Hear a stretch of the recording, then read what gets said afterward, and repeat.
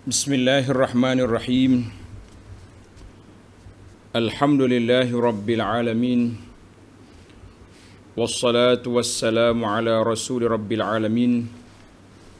Nabiyyina wa habibina wa qudwatina Muhammad ibn Abdullah wa ala alihi wa sahbihi wa man sar ala nahjihi wa ihtada bihadihi wa istanna bisunnatihi ila yaumiddin. Amma ba'du. Muslimin dan muslimat, para pelajar sekalian, Assalamualaikum warahmatullahi wabarakatuh.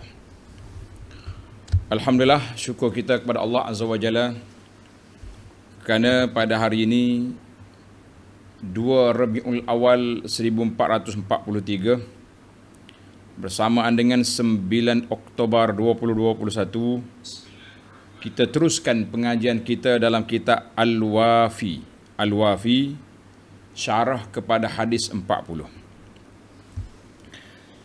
Para jemaah sekalian, kita sudah berada hadis yang ke-33. Al-Hadithus Thalith wa Thalathun.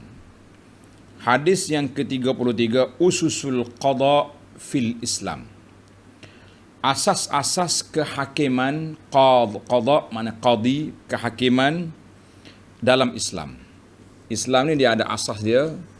Kita nak qada, kita nak hakim macam mana cara dia, alhamdulillah sudah ada di dalam syariat kita. Baik, kita baca hadis dulu, kemudian kita sambung huraian yang lepas. Bagi pelajar yang ada kitab, cari hadis yang ke-33, muka surat 451, ataupun naskah lain, cari je lah yang mana-mana, yang penting hadis 33. An Ibn Abbas radhiyallahu anhuma anna Rasulullah sallallahu alaihi wasallam qala law yu'ta an-nasu bid'awahum ladda'a rijalun amwala qaumin wa dima'ahum lakinil bayyinatu 'ala al-mudda'i wal yaminu 'ala man ankara. Hadithun hasan. Rawahul Baihaqi wa ghairuhu hakadha wa ba'duhu fi sahihaini. Maksudnya sabda Nabi sallallahu alaihi wasallam, jika semua dakwaan manusia itu diterima, mana kalau orang dakwa apa-apa kita terima belaka, jadi selalu orang dakwanya kita terima, maka orang-orang akan mendakwa dengan sewenang-wenangnya bahawa harta benda dan darah seorang kaum itu adalah miliknya. Maknanya dia boleh je nak bunuh orang, dia dakwa kawan tu bunuh keluarga dia, contoh. Dia nak harta orang, dia dakwa. Akan tetapi pembuktian al-bayyinah terletak di bahu orang yang mendakwa. Kalau mendakwa, buat mari bukti. Al-bayyinah. Dan sumpah al-yamin atas orang yang mengingkari dakwaan ke atasnya orang yang kena dakwa. Maknanya kalau orang pendakwa tak boleh bawa bukti, kita suruh orang didakwa sumpah, lepas. Tapi kalau pendakwa bawa bukti yang gagah, yang kuat, yang mantap, walaupun orang yang kena dakwa nak sumpah, qadi tak payah sumpah lah. Kamu memang sudah terbukti, kamu bersalah. Maknanya bukan semua orang diminta bersumpah. Sumpah tu ada waktu dia. Hadis kata Imam Nawawi, hadis ini darjat dia hasan, diriwayat oleh Al-Baihaqi dan sebahagiannya ada dalam As-Sahihaini, ada dalam Bukhari Muslim. Baik para pelajar sekalian, kita sudah bincang pada siri yang lepas makna hadis dan juga istilah fuqaha tentang makna dakwah. Apa dia dakwah? Menurut istilah qaulun maqbulun indal qadi. Suatu kata-kata yang diterima di si tuan qadi, tuan hakim, untuk orang yang menuntut hak dia terhadap orang lain, ataupun menolak tuduhan orang lain terhadap hak diri dia. Jadi kita makna itu dipanggil qadi. Baik, alhamdulillah kita dah bincang dalam siri yang lepas fiqhul hadis yang pertama, ketinggian syariat Islam. Islam ini tidak mengabaikan penganut dia, tak ada hukum, lah kita ada undang-undang kita sendiri. Yang kedua, al-bayyinatu wa anwa'uha. Keterangan, saksi dan jenis-jenis dia. Yang ketiga, al-bayyinatu hujjatul mudda'i. Keterangan itu hujah bagi pihak pendakwa, dan bagi orang yang mengingkari dakwaan itu, kita minta dia bersumpah. Yang keempat, hujah mudda'i mesti didahulukan. Orang yang menuduh kena bawa kemukakan hujah dulu, sebelum kita minta orang yang dituduh menafikan atau memukakan hujah balas. Yang kelima, raddul yamin alal mudda'i. Makna kalau sekiranya orang yang dituduh tak mau sumpah, kita pusing balik sumpah itu kepada orang yang menuduh. Yang keenam, al-qada'u bin nukul. Bila orang tu tak mau bersumpah, maka hakim berhak untuk menjatuhkan hukuman mengikut dakwaan kawan ni. Kalau kamu takut, kenapa kamu takut? Kecuali ulama mazhab Maliki kata sekiranya pendakwa tu nampak lekeh, pergi dakwa orang yang ada maruah diri, orang yang hebat, tapi dakwaan dia tidak macam tak berasas. Maliki kata kita tutup pintu fitnah. Tapi jumhur kata tak boleh. Kita kena buka fail penyiasatan kepada semua. Yang ketujuh, bilakah orang yang dituduh itu diminta bersumpah, maka tuan qadi akan pilih. Yang ke-8, bima takunul yamin. Bagaimanakah bersumpah? Kita beri di sini dalam siri yang lepas. Tuan-tuan dan puan-puan tengok perkara yang ke-8. Bagi orang yang ada kitab versi hidayah ni, muka surah 461. Bagaimana sumpah itu terhasil? Jawab dianya, kita qadi kena minta orang tu bersumpah dengan nama Allah. Wallahi, wabillahi, watallah. Jangan bersumpah. Kerana perintah Nabi SAW, man kana halifan falyahli billah. Siapa nak bersumpah, bersumpahlah dengan nama Allah. Kalau tidak, diam. Jangan duk bersumpah. Jadi jangan duk bersumpah demi ayahku, demi itu, tak ada. Tak ada. Demi Allah. Satu je. Sumpah kita demi Allah, kita tak main dengan demi yang lain. Kalau nak kuat juga sumpah, boleh kita tambah dengan sifat-sifat Allah Ta'ala, seperti wallahillazi la ilaha illahu alimul ghaibi wasyahadah. Boleh ditambah dengan beberapa sifat Allah Azza wa Jalla yang menunjukkan Allah tu mengetahui, Allah Maha berkuasa, supaya orang yang bersumpah rasa gerun, takut nak kelentong ataupun nak main-main dengan sumpah dia. Jangan main-main. Sumpah ni dengan nama Allah. Allah ni bukannya boleh buat mainan. Baik. Kita sambung siri yang belum kita bincang lagi, yang ke-9. Adabul yamin. Adabul yamin, adab bersumpah. Tengok kitab. Adab bersumpah, ini kita nak hurai di sini, sambungan kita. Apabila sumpah tertuju kepada orang yang bersumpah, maknanya sudah pendakwa mengemukakan hujah dia, tapi orang yang didakwa mudda'alai tak setuju. Kacau dia ni. Pada ketika itu, maka adalah mustahab sekiranya qadi ataupun orang yang sepertinya menasihati orang yang bersumpah sebelum bersumpah. Eloknya qadi bagi tazkirah dulu. Saudara, orang ni mengaku barang ni dia punya, dengan saksi-saksi yang telah dibawa. Awak nak nafi dengan sumpah, boleh, tapi kena ingat, dia kena baca ayat Quran. Dosa orang yang bersumpah dusta, al-yaminil ghamus, al-yaminil kadhib. Baca hadis. Kalau boleh kita baca juga kisah bagaimana orang yang bersumpah bohong, akhirnya mati dalam keadaan tidak baik. Sebagaimana satu kes berlaku, tengok dalam kitab ni. Al-Imam Al-Bukhari dan Muslim menceritakan bahawa dua orang wanita telah membuat lubang dalam sebuah bilik atau rumah. Salah seorang daripada mereka telah keluar dengan membawa alat yang digunakan untuk melubang itu. Dia kata lubang. Jadi dia bawa, dua orang tu duduk buat lubang itu.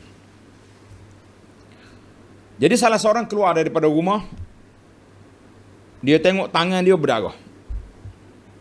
Adkhalat alat al-kharz. Maknanya dia, tangan dia tu kena alat yang dia buat kerja tadi. Bila orang tanya, kenapa berdarah ni? Kawan saya tu buat. Dia tunjuk ke kawan dia, ada seorang dalam tempat, dalam rumah tadi. Farufi'a ila bin Abbas. Maka orang bawa kes ni kepada Sayyidina Abdullah bin Abbas, Tuan Syekh, bagaimana kita nak jatuhkan hukuman ini? Hukuman kepada hukuman ke atas orang ni macam mana? Faqala zakiruha billah. Kamu nasihat dia, ingat pada Tuhan, jangan tipu betul ke kawan tu khianat kamu, ke tangan kamu kena alat yang menyebabkan luka. Kali dia buat kena, tapi dia nak marah kawan tu, dia kata kawan tu yang buat. Bacakan ke atasnya ayat Quran, innal ladzina yashtaruna bi ahdillah, surah Ali Imran ayat 77. Pergi baca. Sesungguhnya orang-orang yang menukar janji dengan Allah, mana tipulah cakap. Bila orang baca kepada dia, tazkirah kepada dia, fa'tarafat, dia pun mengaku, bukan dia tu buat, sebenarnya saya yang kena alat ni, malu nak mengaku, dia kata kawan tu buat. Ini maknanya qadi, kalau boleh kita nasihat dulu kepada orang yang nak sumpah ni, supaya ingat sumpah ni dengan nama Allah. Allah tahu apa yang kau buat, betul kamu salah. Kalau nak kelentong orang boleh, tapi nak kelentong Tuhan tak boleh. Kita bagi nasihat. Baik, sekiranya orang yang dipinta bersumpah itu mengetahui akan pendustaan pada dirinya, dia tahu dia bohong, maka wajib atasnya mengiktiraf akan kebenaran yang terpikul di atas bahunya dan bersikap warak dalam sumpahnya sehingga tidak jatuh atas dirinya kemurkaan Allah dan terjauh daripada rahmat Allah Azza wa Jalla. Jadi kalau dia tahu dia tu salah, maka dia mengakulah, senang. Jangan duk sumpah-sumpah. Sebagaimana hadis diriwayat oleh Imam Bukhari dan Muslim daripada Abdullah bin Mas'ud radhiyallahu anhu, qala Rasulullah sallallahu alaihi wasallam, man halafa ala yamini sabrin liyaqtati'a biha malam ri'in muslim laqiyallah wa huwa alaihi ghadban. Sesiapa yang bersumpah dengan sumpah yang memiliki nilai hukum, yamini sabrin, maknanya mana sumpah orang ni tak bergoyah ni, tak berkudai, dia punya sumpah tu confident betul-betul, padahal dia tahu dia bohong. Kenapa dia bersumpah? Untuk merebut harta seorang Muslim, semata-mata kerana nak benang, dia bersumpah nak ambil harta kawan tu. Maka dia akan bertemu dengan Allah dalam keadaan dimurkai kepadanya. Allah Ta'ala murka orang ni kalau sumpah juga. Ini bahayalah. Baik. Maknanya kalau dia tahu dia bersalah, kita nasihat, biar dia tarik balik. Jangan bersumpah kalau awak bohong. Jangan. Kena laknat ke Tuhan. Bagi tazkirah. Baik. Kalau sebaliknya macam mana pula? Tengok ni. Wa in kana ya'lamu min nafsihi as-sidqa. Andai kata dia tahu memang dia benar, si penuduh itu pembohong, macam mana nak buat? Kanal aula fi haqqihi an yahlif. Maka dia mesti kena bersumpah untuk menegakkan kebenaran. Kalau tidak, orang main-main dengan kita. Rubbama wajib alaih. Boleh jadi wajib untuk dia mempertahankan diri dia sebab dia tahu dia betul. Kerana Allah SWT syariatkan sumpah ini untuk nak menjaga kehormatan diri seorang Muslim, nak menjaga hak orang daripada diperlakukan oleh orang lain. Jadi kenapa kamu tak nak sumpah pula ya? Dan supaya orang-orang yang bodoh-bodoh, orang yang jahat tidak mengambil peluang untuk nak ambil harta orang. Dia kata dia tu warak tu, mari kita tipu, kita tuduh hak dia tak berani nak sumpah, kita ambil barang dia. Jadi mana kalau orang ni tahu dia ni betul, mesti dia kena mempertahankan hak dia. Jangan takut. Dia kata tak apalah. Atas dunia ni kecil je tu. Lah, dunia ni kecil, tapi kita biarkan orang buat zalim kepada kita, kita biarkan kawan tu duduk bergeloman dengan dosa, nanya kepada dia. Maka kita kena pergi sumpah. Dalam hadis lain Nabi kita bersabda, unsur akhaka zaliman au mazluman. Kamu bantulah saudara kamu yang zalim atau yang kena zalim. Oi, sahabat terkejut, ya Rasulullah, yang kena zalim kita tahulah nak tolong dia, tapi yang zalim macam mana tolong? Bagaimana kita nak tolong orang zalim? Nabi SAW kata, mu pegang tangan dia, tarik dia supaya dia berhenti daripada kezaliman. Itu. Jangan bergerak pergi. Oh, Nabi suruh tolong orang zalim, kita pergi angkat tangan, ye, sokong. Lah. Kita pergi tarik tangan dia supaya berhenti daripada kezaliman. Itu maksudnya membantu orang yang zalim supaya dia berhenti daripada kezalimannya. Baik. Tamaklah kita yang ke-9. Kita berpindah kepada isu yang ke-10, al-qada'u bisyahidin wa yamin. Qada' menjatuhkan hukuman berdasarkan seorang saksi dan sumpah. Boleh ke tidak? Sepatutnya orang ni bawa 2 saksi, tapi tak cukup. Seorangnya ada. Boleh tidak seorang saksi, satu lagi sumpah. Sumpah tu ganti daripada seorang. Itu perbahasannya. Tengok kitab.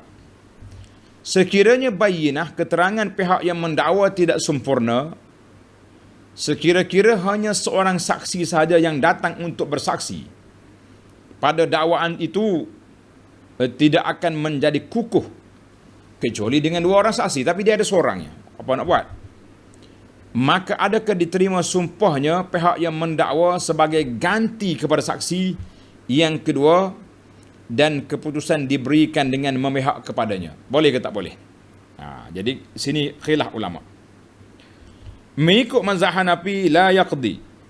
Mazhab Hanafi kata tidak boleh dijatuhkan hukuman dengan seorang saksi dan satu sumpah dalam mana-mana hukum.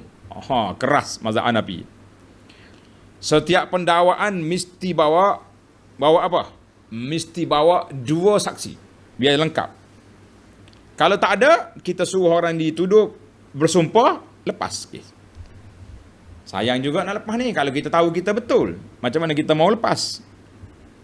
Ini hujah mereka berdasarkan hadis Nabi SAW. Nabi kata, syahidaka au yaminu. 2 saksi kamu, ataupun aku lepaskan dengan sumpah.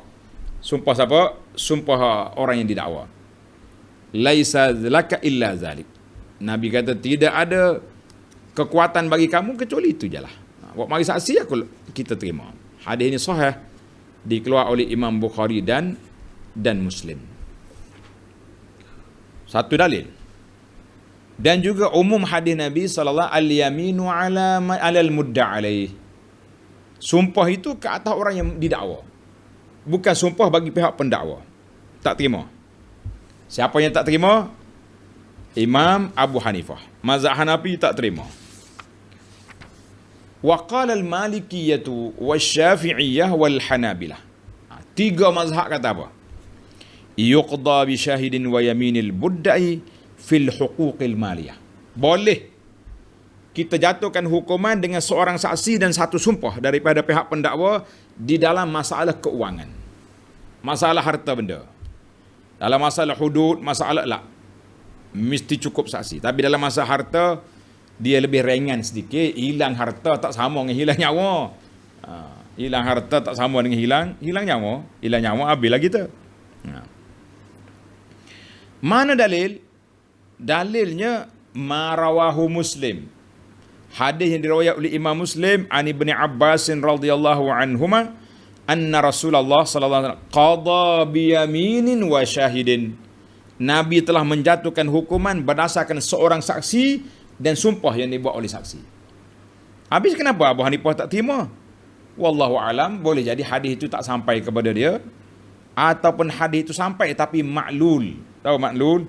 Maknanya tidak sahih ke macam mana? Maka bagi mereka tidak terima. Sebab para ulama ni dia tidak mudah. Dia dia tidak mudah untuk menjatuhkan hukuman orang tak terima hadis tu. Sebab boleh jadi ada sebab lain dipanggil hadis ma'lul, ada kecacatan ke dalam riwayat sebagainya. Mana tidak mudahlah ulama nak jatuhkan hukum satu hadis sahih atau sahih, bukan senang. Tidak sebagaimana prejudis yang disangka oleh kumpulan anti hadis ataupun kumpulan yang tak nak pegang dengan hadis sebab lebih cenderung kepada mimpi-mimpi ataupun lain. Itu metodologi mazhab pemikiran masing-masing. Tapi bagi kita Ahlus Sunnah wal Jamaah yang berpegang dengan sunnah ini, mesti kena ikut disiplin ulama hadis. Tamat. Kita berpindah kepada isu yang ke-11. Yaminil mudda'i ma'al bayyinah wa tahlifis syuhud. Satu lagi kes. Sumpah pihak yang mendakwa bersama dengan bayyinah dan sumpah saksi. Baik, sekarang ni saya bawa saksi. Ada kesaksi ni perlu bersumpah juga dia betul. Itu isu kita sekarang. Ada kesaksi itu perlu bersumpah bahawa dia betul. Memang saya tahu sungguh. Memang payah juga ni. Baik. Kita sudah pun mengetahui bahawa hujah pihak yang mendakwa adalah al-bayyinah, keterangan. Yakni keterangan dari pihak saksi-saksinya. Jika beliau berjaya mengemukakan bayinahnya, maka qadhi akan membuat keputusan penghakiman yang menyebelahi pihak dia. Hakim akan jatuh hukum untuk dia. Telah diriwayatkan oleh Imam Ahmad rahimahullah ta'ala bahawa qadhi adalah meminta pihak yang mendakwa agar bersumpah bahawa para saksinya telah bersaksi dengan kebenaran hak jika beliau merasa syak terhadap mereka. Hanya bagi pihak Imam Ahmad kata apa? Sekiranya qadhi ni rasa ragu dengan saksi, kelih muka tak ceria je ni, boleh jadi saksi ke orang muka macam ni? Maka qadhi berhak meminta supaya mereka bersumpah. Suruh ni mudda'i, orang yang mendakwa tadi bersumpah bahawa saksi saya ni memang dia tahu benar ni. Dia tengok sungguh, ada bukti dengan dia. Bukan aku jumpa di kedai kopi ajak mari mahkamah, tidak. Ibnu Rajab menyebut dalam syarah hadis 40 dia, Jami' al-Ulum wal Hikam, Imam Ahmad ditanya tentang masalah ini. Faqala qad fa'alahu Ali. Imam Ahmad kata, saya nak Ali dah buat macam ni. Orang ni tak puas hati. Ayastaqim haza. Imam Ahmad, boleh ke macam ni? Ke pendakwa bersumpah saksi dia betul. Imam Ahmad ulang sekali lagi, qad fa'alahu Aliyun. Ali dah buat benda ni. Alah, ni banyak masalah. Jadi ini menunjukkan bahawa Imam Ahmad menerima pandangan boleh hakim minta mudda'i, orang yang menuduh, supaya bersumpah bahawa saksi yang dia bawa ini memang betul. Bukan tangkap muak, jumpa tepi jalan, awak naik kereta pergi belanja tom yam, lepas tu mau jadi saksi aku. La, orang ni memang tahu dalam isu yang diperbahaskan, yang dibicarakan itu. Sebab itulah penting sangat qadhi ni kena muzakarah, kena tazkirah. Tazkirah dulu sebelum jatuh hukum. Sebelum minta apa-apa keterangan sumpah, sebab kita minta mereka dengar. Kalau adalah sekelumit ada iman dalam hati dia akan tarik balik. Tak payah qadhi, tak payah sumpah lah. Saya pun ragu juga benda ni betul ke tidak. Saya punya ni, ambil je lah. Dia tak akan berani. Tapi kalau memang hak dia, biasanya dia akan pertahankan hak. Wa kadzalika, demikian juga dalam keadaan ini qadhi adalah meminta para saksi bersumpah. Saksi pun kena bersumpah juga, demi untuk memperkukuhkan dan menguatkan persaksian mereka dan untuk menolak sebarang keraguan. Saksi, awak jadi saksi, ya. Mau bersumpah cakap memang awak tahu kes ni. Saya tahu, saya ada bukti, saya. Wallahi wa billahi, sumpah. Baik, tamatlah kita. Isu yang ke-12, isu qada'ul qadi bi'ilmihi. boleh ke tuan qadi menjatuhkan hukum berdasarkan ilmu dia? Boleh ke tidak? Contohlah kita kata, orang ni dengan qadi satu kampung. Qadi ni tahu cerita A sampai Z. Alif sampai Ya, dia tahu perangai orang ni. Boleh tidak qadi jatuhkan hukuman berdasarkan ilmu dia?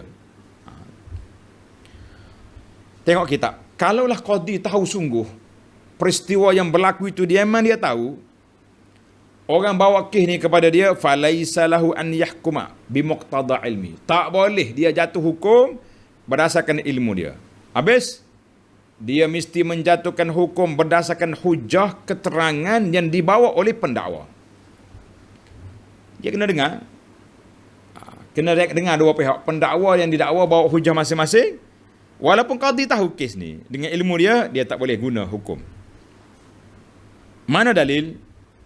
Dalilnya hadis Nabi SAW yang diriwayat oleh Imam Bukhari dan Muslim, dan lain daripada dua imam besar ini, daripada hadis Ummi Salamah radhiyallahu anha, anna Rasulullah sallallahu alaihi wasallam qaal, pernah Nabi bersabda, innama ana basyarun. Nabi kata, aku ni manusia.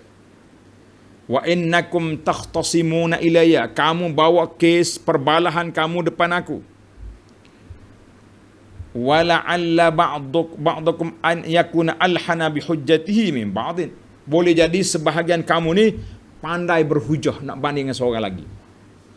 Orang yang mendakwa ni, kaki tabligh ni, hujah dia kuat.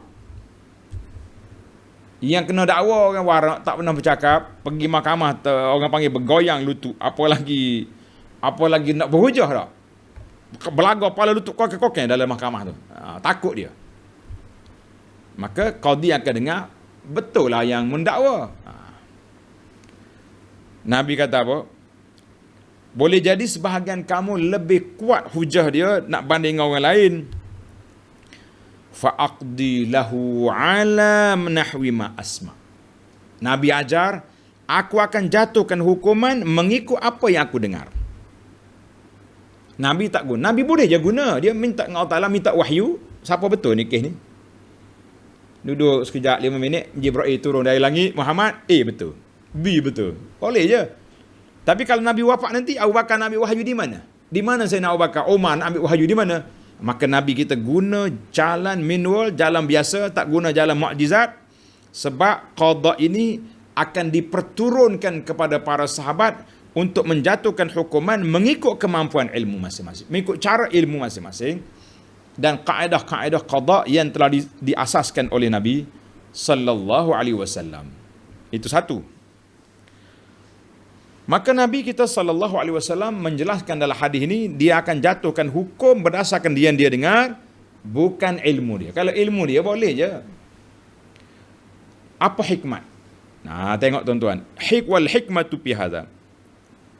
Hikmat perkara adalah untuk menutup pintu kezaliman dan fasad, kerusakan, agar qadi, hakim-hakim yang jahat tidak boleh melakukan kezaliman dan menghukum manusia dengan sangkaan semata-mata dan dengan dakwaan bahawa mereka amat mengetahui tentang suatu kejadian atau hakikat suatu urusan. Jadi qadi ni bila dia nak orang bagi rasuah dia, oh saya tahu kes ni, saya sudah study, tak payah dengar hujah sini-sini, pom, dia jatuh hukum. Zalim.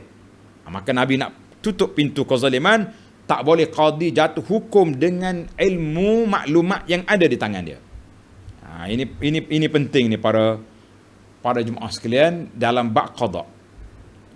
Begitu juga untuk menjauhkan penghakiman dijalankan dengan mengambil kira dan memberi keutamaan kepada tomahan dan syubhah, di mana apabila kehakiman tidak memenuhi kehendak dan nafsu serakah pihak-pihak yang belah telaga, lalu qadi ditohmah sebagai orang yang berat sebelah serta mengambil rasuah dan seumpamanya. Jadi kalau qadi jatuh hukum tanpa bicara, tipu.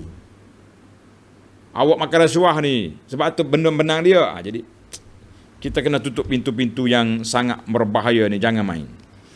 Maka Nabi boleh je dia nak jatuh hukum dengan wahyu, sebab dia ada wahyu. Tapi kalau Nabi dah wafat, macam mana? Maka tidak ada jalan Selain daripada perkara tersebut, perkara yang kedua, nak tutup pintu-pintu keburukan daripada orang yang duk mengaku masalah guna kuasa dan sebagainya. Macam yang kita dengar lah, akhir mutakhir ni, bagaimana pendakwa-pendakwa yang dipaksa untuk mendakwa sebagainya, ini termasuk dalam permainan-permainan di pejabat kehakiman. Allahul musta'an. Nabi sallallahu dalam kes li'an. Tuan-tuan baru je kita belajar dalam surah An-Nur kan, dalam bab li'an dulu. Bila mari orang ni bersumpah, Nabi kata, kalau sekiranya perempuan ni melahirkan anak, rupa anak dia sekian, maka sah itu anak zina. Kalau lahir rupa sekian, anak suami dia. Tapi suami dah nafi, bukan anak dia. Bila lahir, tapi oleh kerana dia bersumpah, Nabi lepaslah. Bila lahir anak, orang mari tunjuk Rasul, ya Rasulullah, ni baby. Nabi tengok. Laula, tengok Nabi kata, kalaulah tidak kerana ini hukuman Allah, aku ada keputusan lain untuk nak jatuhkan hukuman ke atas perempuan ini. Hukuman zina, rejam. Tapi oleh kerana Allah Ta'ala lepaskan dua-dua suami isteri bila mereka bersumpah laknat, dia panggil sumpah li'an, laknat melaknati, maka tunggulah laknat di akhirat. Nabi tak guna kuasa dia sebagai Nabi yang ada wahyu, yang ada maklumat tersendiri, kerana selepas Nabi wafat, siapa yang nak bagi? Tak ada orang wahyu dah. Allah. Baik. Para pelajar sekalian, kita nampak kan, inilah yang rajih dalam fiqh, terdapat penjelasan panjang lebar. Kalau nak belajar lagi, pergi dalam kitab qada, kitab kehakiman, panjang di sana. Baik, saya pergi kepada isu yang ke-13, al-qada. Qada, hukuman qadi tidak menghalalkan haraman, la yuhillu haraman wa la yuharrim halalan. Tidak boleh, hukuman qadi tidak menghalalkan benda haram dan tidak boleh mengharamkan benda halal. Apa dia maksud? Orang ni tipu, dia ambil tanah orang, kemudian dia pergi dakwa kata hak dia. Oleh kerana lawyer dia bijak, lawyer buruk dia kuat, dia punya hujah putar belik pun mantap, qadi percaya dengan dia, qadi jatuh hukum. Dia pun boleh ambil lah tanah tu, boleh ambil lah kereta, boleh ambil harta ni. Tuan-tuan kena ingat, barang yang dia ambil itu tidak sah dan barang itu haram. Maknanya hukuman qadi tidak menghalalkan benda haram tak akan jadi halal, dan benda halal tak akan jadi haram. Bagaimana? Tengok keterangan. Apabila wasilah, faktor bagi mengisbatkan sesuatu perkara atau bagi menafikan telah disempurnakan di hadapan pihak pendakwaan, pihak hakim. Mana orang ni pemuka hujah dia, ni pemuka hujah dia. Yang merupakan hujah-hujah terakhir seperti al-bayyinah, diperintahkan untuk mengikuti dalil-dalil yang zahir padanya, sebagaimana yang telah kita ketahui. Maka adalah orang yang menerima keputusan penghakiman itu melaksanakan apa saja yang telah diputuskan. Bila qadi kata, ni hak awak, bukan awak, dia punya. Salah seorang daripada pendakwa akan memiliki barang ini. Akan tetapi, ingat,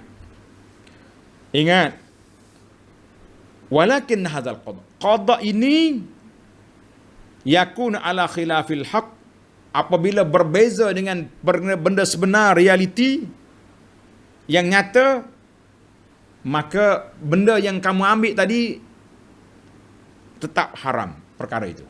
Yang kata, hari apa? Qadi jatuh hukum untuk saya. Lah, qadi jatuh hukum berdasarkan keterangan. Walaupun kamu kelentung, tapi yang sahihnya barang itu tetap tidak halal. Sebab kamu tahu mutipu. Ingatlah ni. Seperti seorang mundai bawa dua orang saksi penipu, atau bersumpah dengan sumpah bohong, maka tidak halal untuk dia ambil barang yang tersebut. Contohnya, dua orang saksi mari mengaku depan qadi bahawa si mamak ni telah mencerai isteri dia. Suami kata tak ada. Tak pernah aku lafaz cerai bini aku, tak pernah. Tapi dua orang ni kata, oi, kamu tu mabuk ketum ke? Mu kata, dua orang ni bermati-mati. Maka qadi akan jatuh hukuman, kamu dua kena berpisah sebab saksi kata mu bercerai. Maka si perempuan tu tidak halal untuk kahwin dengan orang lain sebab dia masih lagi isteri si Mamat. Bahaya ni. Dan kalau suami dia bersama dengan dia, setubuh dengan dia, tidak haram sebab dia masih lagi bini kawan tu. Walaupun hakim telah menceraikan di atas kertas kerana pendakwaan yang telah menunjukkan dia bercerai. Maknanya walaupun zahirnya sudah jatuh hukum tapi hakikatnya begitu. Ni yang saya bimbang hari ni. Suami-suami yang celupa mulut. Dia dah cerai bini dia 2 kali, 3 kali dah cerai. Tapi bila dia menyesal, dia sayang ke bini, dia putar. Dia tukar, dia kata tak jatuh talak, gini. Waktu dia berkelahi tu, confident dia bawa kepada kita, tunjuk ni file ni. Memang bercerai dah, memang jatuh talak dah, tamak dah hadah. Tapi bila lama-lama dia menyesal balik, gila balik dua suami isteri ni, dia tukar sendiri pula. Tak jadi waktu gini.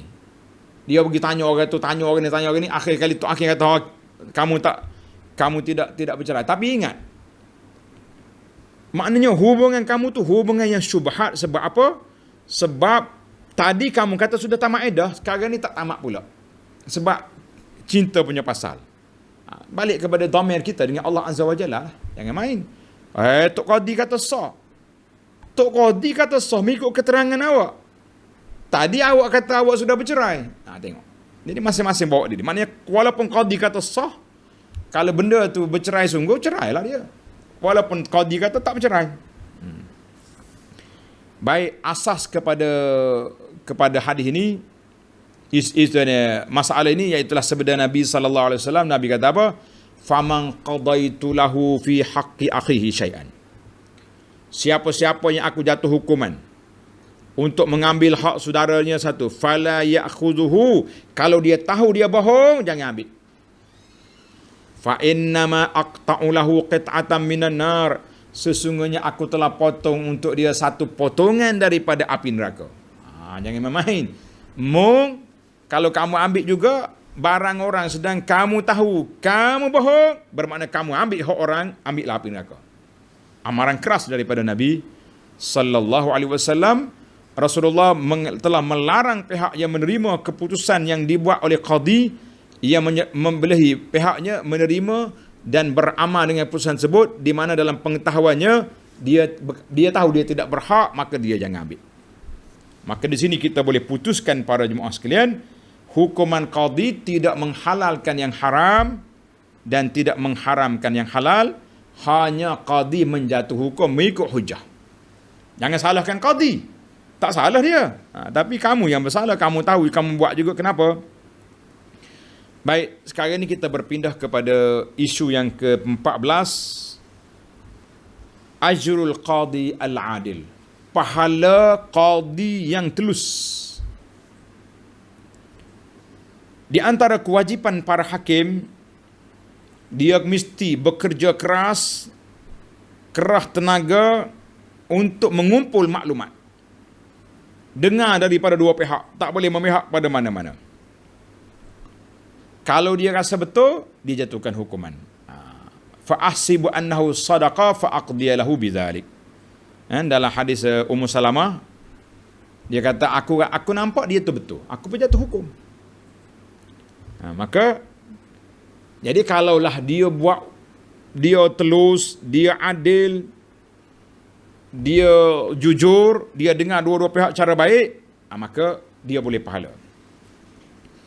Dalam hadis Nabi kata sallallahu alaihi wasallam, iza hakamal hakim fajtahada thumma asaba falahu ajran.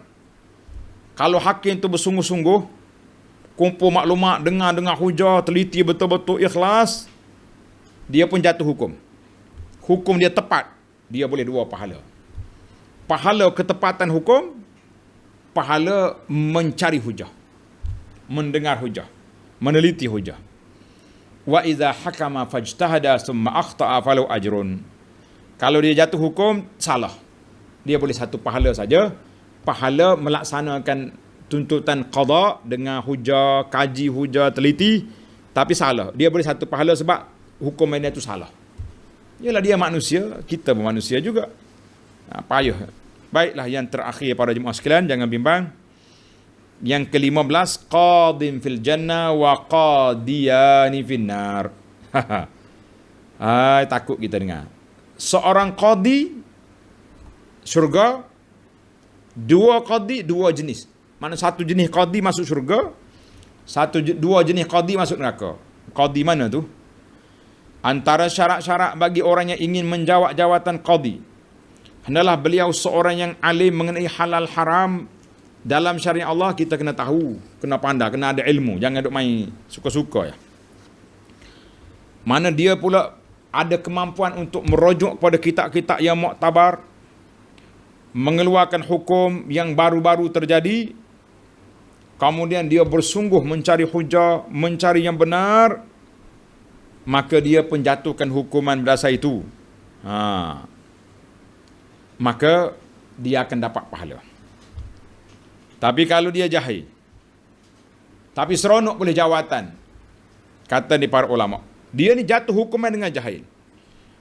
Wa in wafaqa qada, walaupun hukuman dia tadi betul, tetap dia berdosa juga sebab dia ambil jawatan yang tidak layak bagi dia. Maka dalam hadis Nabi kata al-qudatu salasah, qadi hakim ada 3 kategori. 1 kategori dalam syurga, 2 kategori dalam neraka, na'udzubillah. Fa ammal ladzi fil jannah, qadi yang masuk syurga, farajulun arafal haq faqada bihi. Orang yang tahu benar-benar, maka dia penjatuh hukuman, maka orang ini syurga. Yang dua lagi tu, yang kedua, warajulun arafal haqqa fajara fil hukmi. Dia tahu benar tapi dia zalim, dia tak jatuh hukuman betul, dia ambil rasuah, dia tipu contohnya, maka ini dalam neraka. Yang ketiga, rajulun qada linnasi ala jahlin. Orang ini jadi hakim tapi dia memang jahil, cuma dia pandai kelentong, tipu CJ, boleh jadi qadi, fahuwa binar. Walaupun hukuman dia betul, tapi tetap dia masuk neraka sebab dia menerima jawatan yang tidak layak dengan dia. Sebab tu kawan-kawan kita gurau. Dan Nabi kata ni, qadiyani, qadim fil jannah, qadiyani fil jannah. Jadi ada kawan, ni gurau ni jangan tulis. Dia katakan nak jadi qadi boleh, tapi jangan jadi qadiyan. Sebab Nabi kata qadiyan fil benar. Bukan yang Kedah ni, orang gurau yang tu. Dia kata qadiyan, tak jadi qadi. Qadi lain tapi qadiyan tak boleh. Sebab qadiyan dalam neraka. Bukan di yang Kedah, qadiyan. Sebab itulah di antara prinsip orang tua saya ni rahimahullah taala, di antara pesanan dia kata mungkinlah mengaji apa pun, tapi jangan jadi qadi selagi kerajaan tidak melaksanakan undang-undang Islam. Sebab kalau orang berzina, kita tak ada hukum zina, kita jatuh hukum keluar 3,000. Sedangkan dia mengaku dah dia berzina, macam mana? Banyak masalah. Baiklah, saya berhenti setakat itu dulu. Masa pun kita sudah tamat, kita bukan bincang dalam bab qadi panjang-panjang, cuma nak ambil memahami apa yang terkandung dalam kitab kita ini dalam hadis 40. Insya-Allah kita akan sambung dalam siri yang akan datang, hadis yang ke-40, hadis yang ke-34, izalatul munkar faridatun islamiyah. Menghapuskan kemungkaran adalah satu fardu mengikut Islam. Insya-Allah dalam siri akan datang. Subhanakallahumma wa bihamdika asyhadu an la ilaha illa anta astaghfiruka wa atubu ilaik. Wa sallallahu ala nabiyyina Muhammad wa ala alihi wa sahbihi ajma'in walhamdulillahi rabbil alamin. Wassalamualaikum warahmatullahi wabarakatuh.